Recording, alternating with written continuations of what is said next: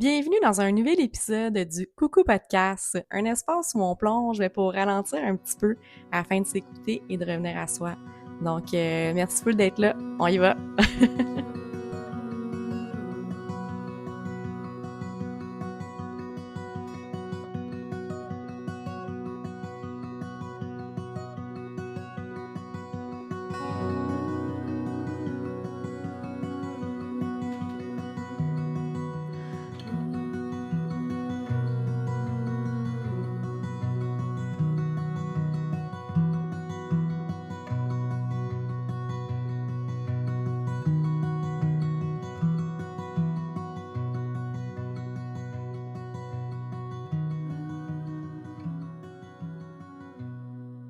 Spécial club lecture pour l'épisode. Hey, non, mais c'est surtout que dernièrement, j'ai commencé à faire une nouvelle pratique que, bon, mes lectures, ils ont toujours un peu un petit clin d'œil envers le développement personnel, envers de comment voir un peu différemment les choses, changer de perspective. Que quand que vraiment je lis des passages vraiment bons, vraiment que ça déclic quelque chose, ça me fait avancer, ça me fait du bien, ben maintenant je le souligne. Comme ça, quand je dépose mon livre une fois fini, mais que j'ai peut-être pas le temps nécessairement de le relire au complet parce que, hein, il y a tout le temps des bons livres, tout le temps qu'on se fait tout le temps suggérer. Ça finit plus. Fait que donc, si j'ai pas nécessairement le temps de le relire au complet, juste de relire ces petits passages-là, qui est bon pour l'âme, ça me permet aussi de retrouver le gros de l'histoire, vu que je l'ai déjà lu, je m'en souviens, donc ça me fait autant de bien. Et dernièrement, en retrouvant un livre que j'avais lu, j'ai refeuilleté un peu une couple de passages que j'avais soulignés, puis je me suis dit: «Hey, je pense que ça pourrait être le fun en podcast de revenir sur des lectures, marquantes, puis pas trop complexes», tu sais? Je vais pas arriver avec une bible de 500 pages écrit en caractère 8, super petit, tu sais? Fait que le 1er livre que j'avais envie de prendre l'épisode pour, parler, c'est un petit livre, des petits contes japonais, tu sais? C'est des livres vraiment qui sont jamais trop longs, sont jamais complexes, tout le temps un peu drôles aussi. Comme ce livre-là, il est 197 pages, de Shisaku Wakatak.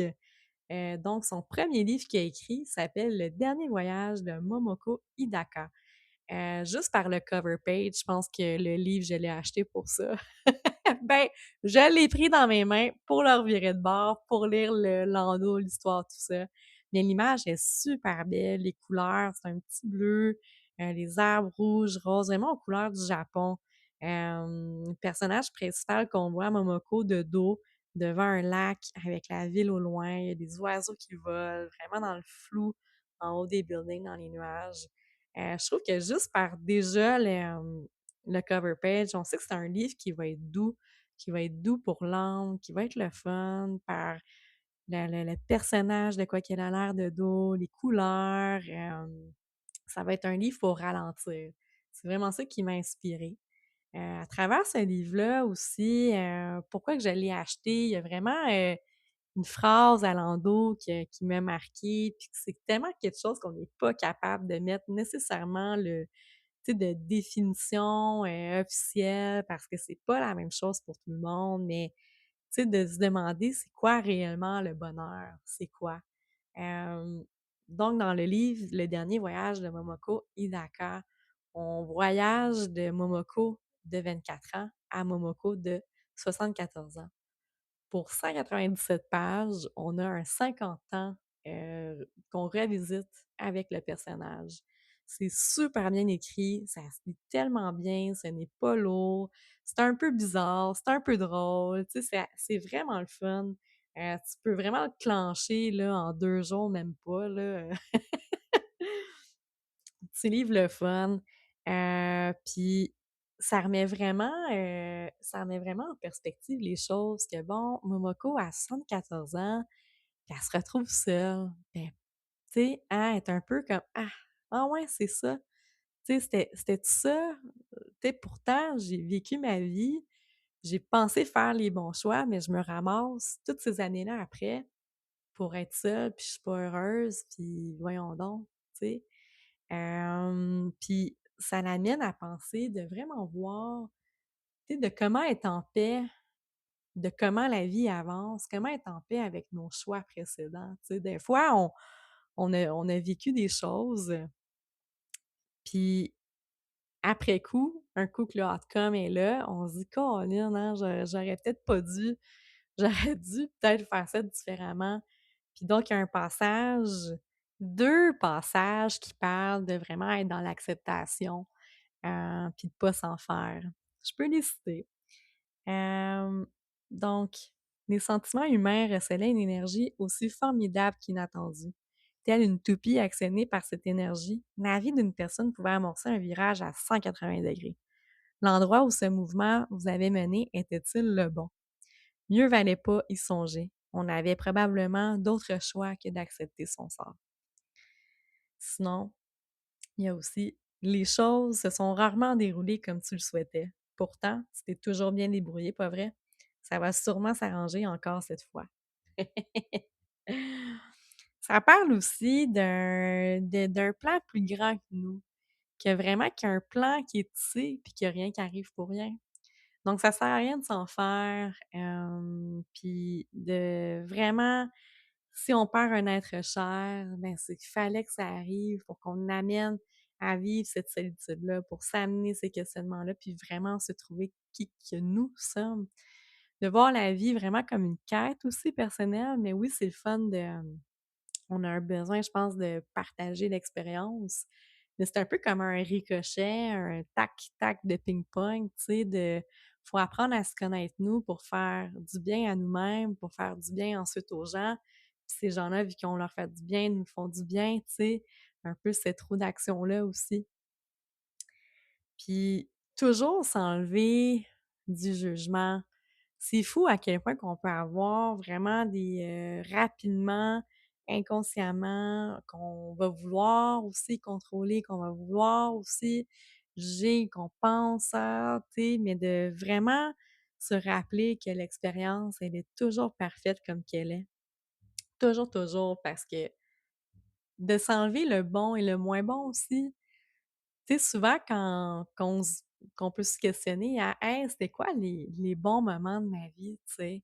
Mais les bons moments qui sont marquants, ben, c'est ça, je veux pas dire les bons moments, mais les événements marquants de notre vie, vraiment transformateurs, c'est autant des moments, super genre forts, colorés, joyeux, qu'il y a des moments hyper tristes, hyper douloureux, que ces douleurs-là sont transformées, qui nous permettent, par exemple, ensuite un voyage, qu'on prend la décision d'un voyage, tout simplement.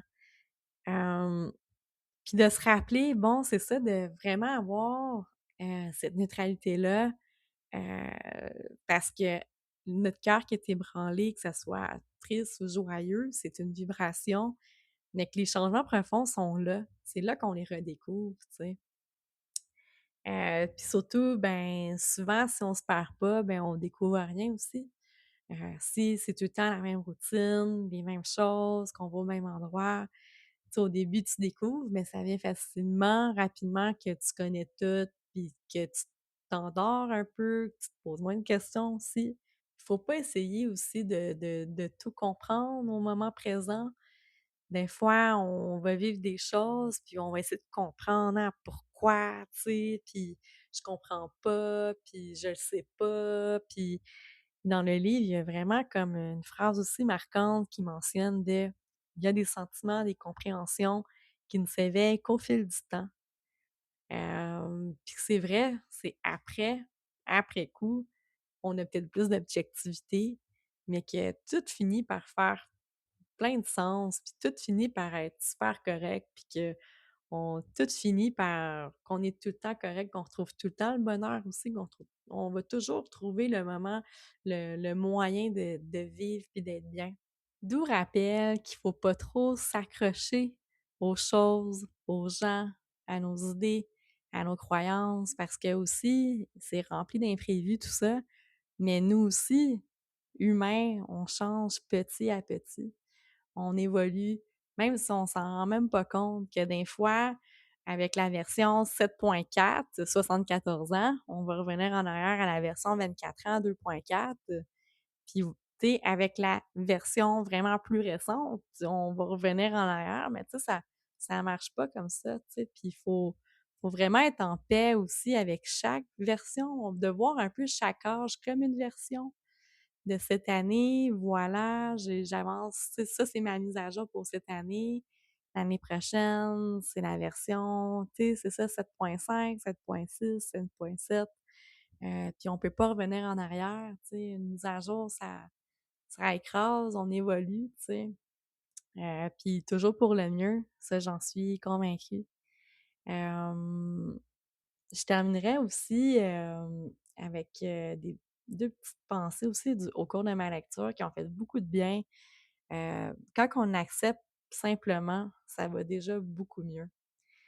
C'est tout le temps souvent, c'est là que ça l'accroche, là, tu sais, l'acceptation.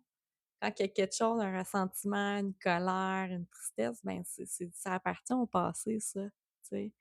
Comment être plus fort? Comment vraiment incarner la force pour rester dans le respect, dans la gratitude, la reconnaissance? Même si on aurait voulu vivre une expérience plus longtemps, ça a duré plus court, tu sais, ou, ben, tu l'as vécu quand même. C'est ça qu'il faut focusser, puis juste sur le bien tout le temps.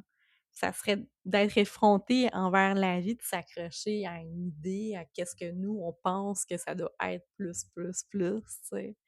Je pense que tout est toujours parfait, puis il faut vraiment plus mettre de l'avant le désir de voir qu'est-ce qui serait possible, qu'est-ce qui peut s'écrire, comment, là, gars, écoute, je laisse les pages blanches, là, puis de voir la vie de je prends mes idées, là, puis je les rebrasse, puis hey, c'est-tu j'ai des 20 sur mes D20. Ah, c'est une chance, j'ai rebrassé mes dés, c'était des 10, tu sais.